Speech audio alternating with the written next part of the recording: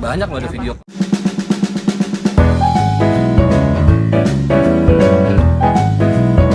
Tadi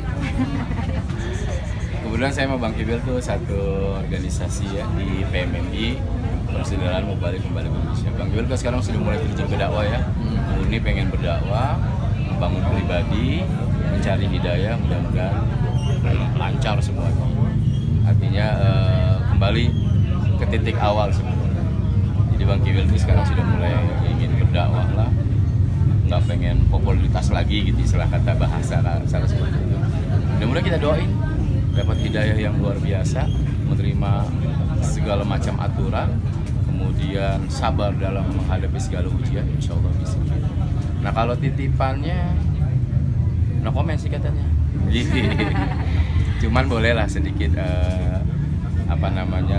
memberikan satu solusi karena memang saat ini Bang Kibil lagi disorot abis nih gitu loh, dengan permasalahan yang kayaknya udah lama nggak kelar-kelar gitu ya. Sebenarnya sih permasalahan ini permasalahan yang ringan ya, permasalahan yang nggak harus dipublikasikan, ini kan intern ya. Cuman memang kadangkala kenapa bisa dipublikasikan ya, kadangkala mereka ingin ini dipublikasikan supaya tahu atau apa, saya nggak ngerti gitu ya. Cuman dasarnya gini aja, untuk permasalahan yang sekarang ini, kenapa Bang Kibil juga nggak datang? Mungkin satu, jujur ya, ada sesuatu yang harus nggak bisa ditinggalkan. Yang kedua memang nenangin diri kali ya. gitu ya, salah satunya sih ya, nenangin diri gitu kan.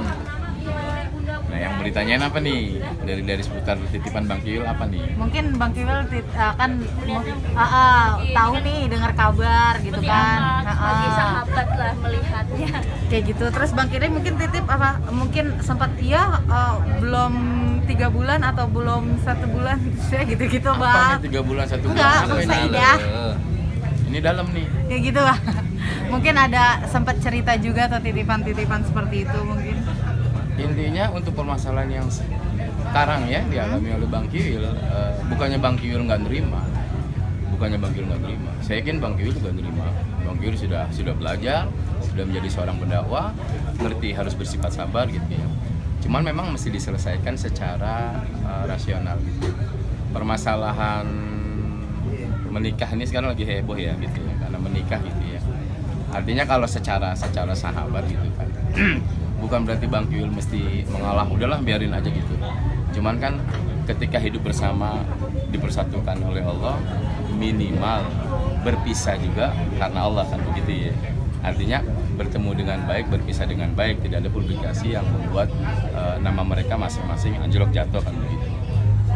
Kalau saya melihatnya enggak juga nyalahin Mbak siapa nih, saya agak lupa. Maggie. Oh gitu ya. Maggie juga nggak? Tadi nyebut Oh, kalau gitu lupa ya. dari mobil. Nggak juga nyalain Bang Kibilnya. Cuman begini, ada satu aturan yang memang harus dipatuhi. Aturannya adalah aturan hukum agama begitu.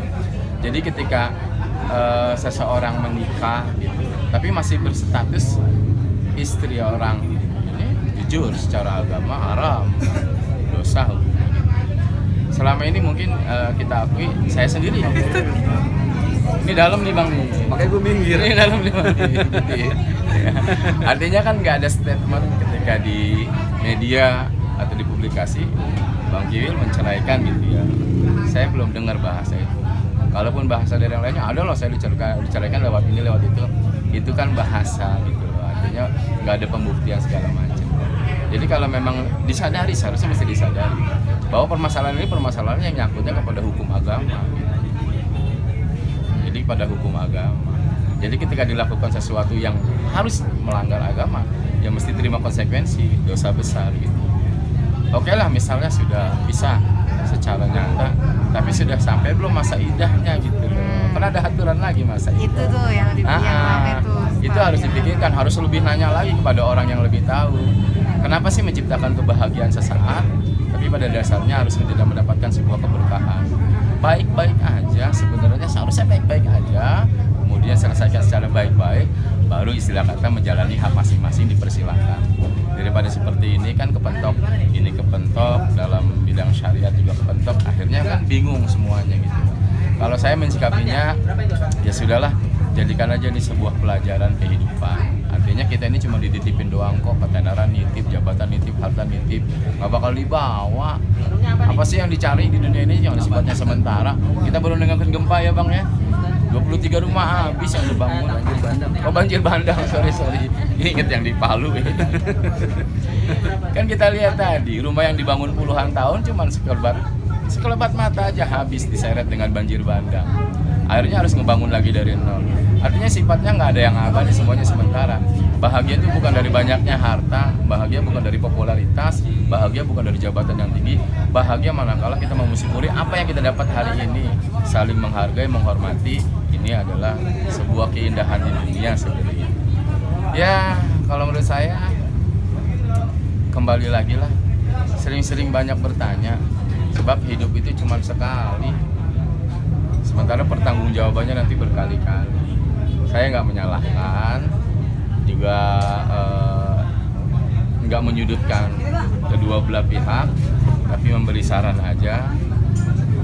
Ayo kembali kepada situasi yang baik gitu loh.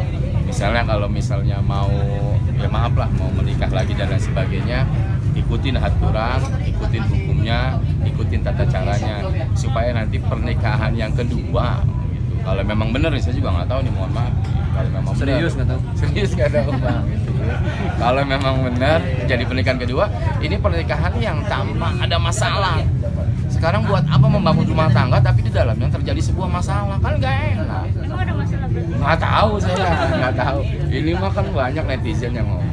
Saya sendiri nggak tahu, nanti timbulnya jadi fitnah. Itu aja lah. Banyak belajar lagi, banyak mengkaji diri. Buat apa cari kebahagiaan sesaat? Kalau urusan penderitaannya bakal terjadi makin lama dan panjang. Cari berkaji. Apa sih buat Bang Kiwil no comment mungkin? Ya, Pasti kan ada sebabnya. Bang Kevin no comment mungkin karena sudah mulai mengerti perjalanan kehidupan sesungguhnya seperti apa. Dipaksakan juga nggak bisa, dibawa sabar juga nggak bisa, mungkin seperti itu ya.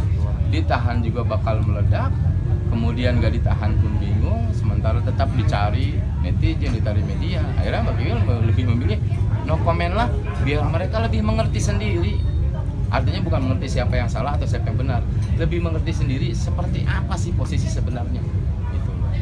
Kalau kita mencari yang salah, mencari yang benar, ya saya sendiri nggak tahu lah. Ini permusalahan orang lain ya. Siapa yang salah, siapa yang benar kita nggak tahu.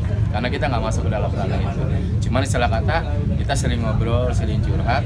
Ya saya bilang begitu, sabar bang, ini ujian, itu aja kan, ujian. Makanya jangan jadi orang-orang tenar-tenar banget lah kan gitu. Kalau kayak saya mungkin kawin 4 nggak jadi masalah bang ya. Udah. Maaf ya. Tapi kalau Ustaz gimana ngelihat katanya dengarnya Sempat cerita juga atau gimana gitu. Ini yang paling tahu banget. Iya. Sebagai sahabat nih Bang. Kompor Cawang. Sebenarnya niat saya ngajak beliau ngasih bantuan di musibah banjir bandang nih supaya beliau nggak terlalu puyeng lah sama urusan pribadi gitu loh. Jadi lebih refresh lagi. Ya kita lihat korban jadi lebih bersyukur gitu loh. Ternyata di tengah-tengah kita punya masalah, banyak orang yang lebih masalahnya tuh nggak nanggung-nanggung gitu. Rumahnya sampai jebol, pabrik rotinya sampai udah nggak produksi, anaknya sampai nganyut dan lain sebagainya. Niat awalnya itu, tapi saya maklumi beliau juga lagi nenangin diri ya. Kalau saya berpikir ya Bang Kiwil punya rumah tangga sendiri, terus siapapun punya rumah tangga sendiri, saya punya rumah tangga sendiri. Mikirin rumah tangga sendiri aja belum kelar-kelar, apalagi mikirin rumah tangga orang lain. Jadi menurut saya ya Bang Kiwil, betapa saya yakin, bahasa Luar biasa. saya yakin banget Bang Kiwil tahu apa yang terbaik untuk beliau, dan mantan istrinya pun Mbak Megi juga saya yakin dia tahulah yang terbaik untuk beliau juga apa. Jadi biarkan itu jadi keputusan masing-masing, kita hargai, kita maklumi. Adapun salah dan benar, masalah idah dan lain sebagainya, ya serahin aja, itu urusan beliau-beliau ke Allah Subhanahu wa Ta'ala gitu. Kita cuma bisa ngasih saran, kayak tadi beliau sudah ngasih arahan, ngasih bimbingan selaku jubir sahabat dari Bang Kiwil. Sudah ada arahan, ya semua tergantung kepada masing-masing gitu. Artinya saya pun sebagai sahabat cuma bisa doain. Tadi juga sempat video call ya, cuma video call sebentar, bilang Bang Jack sorry nih nggak bisa ke sono, ya udah nggak apa-apa. Pokoknya yang terbaik lah Jos buat Bang Kiwil. Move on. Semangat terus. Sabar. Buat Mbak Megi juga ya tetap sabar lah. Saya yakin masing-masing kita tahu apa yang terbaik buat kita. Ustaz, kalau ngeliat Maggie yang belum putus ya, apa katanya masih ada ikatan suami istri, tapi Masa Maggie idah, lagi idah. masa idah, tapi udah tapi nikah lagi. Maggie sudah menikah sendiri gitu. Itu Mbak Megi yang paling tahu lah, saya yakin lah. Artinya kan kita nggak pernah tahu ya daleman rumah tangga orang tuh kayak apa. Selama ini kita mungkin terlalu pinter ya menilai rumah tangga orang lain, tapi kita nggak sama sekali nggak tahu dalamnya kayak apa. Jadi kita husnuzon itu pertama. Kalau itu memang benar dan sah, alhamdulillah. Kalaupun enggak, ya itu urusan beliau sama Allah lah. Kita cuma bisa sekedar ngasih arahan dan ngingetin gitu aja. Tapi kalau dalam Islam sendiri memang seperti apa sih baiknya Ustaz? Kalau dalam ini konteksnya Islam nih, jadi potong nih ya. Ntar nggak, biasanya nggak masuk nih. Jadi sebaik-baiknya seorang wanita ketika diceraikan oleh suaminya, benar-benar diceraikan ya, ada ucap talak secara lisan, maka perempuan yang diceraikan itu masa iddahnya 3 bulan 10 hari. Kalau perempuan yang ditinggal mati, wafat sama suaminya 4 bulan 10 hari.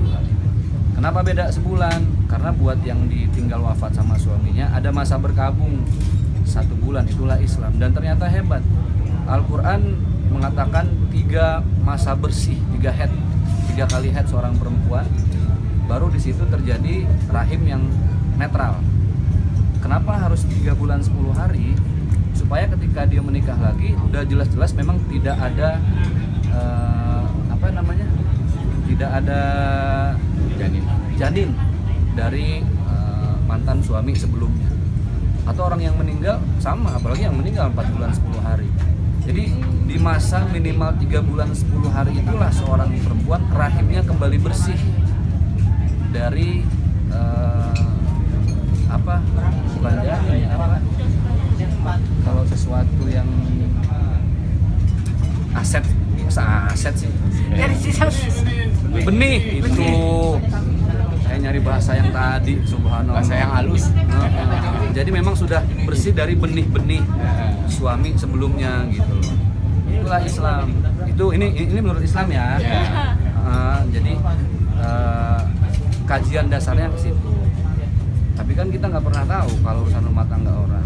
Udahlah, jadi mendingan benahin rumah tangga sendiri dulu deh. Oke. Ya, thank you.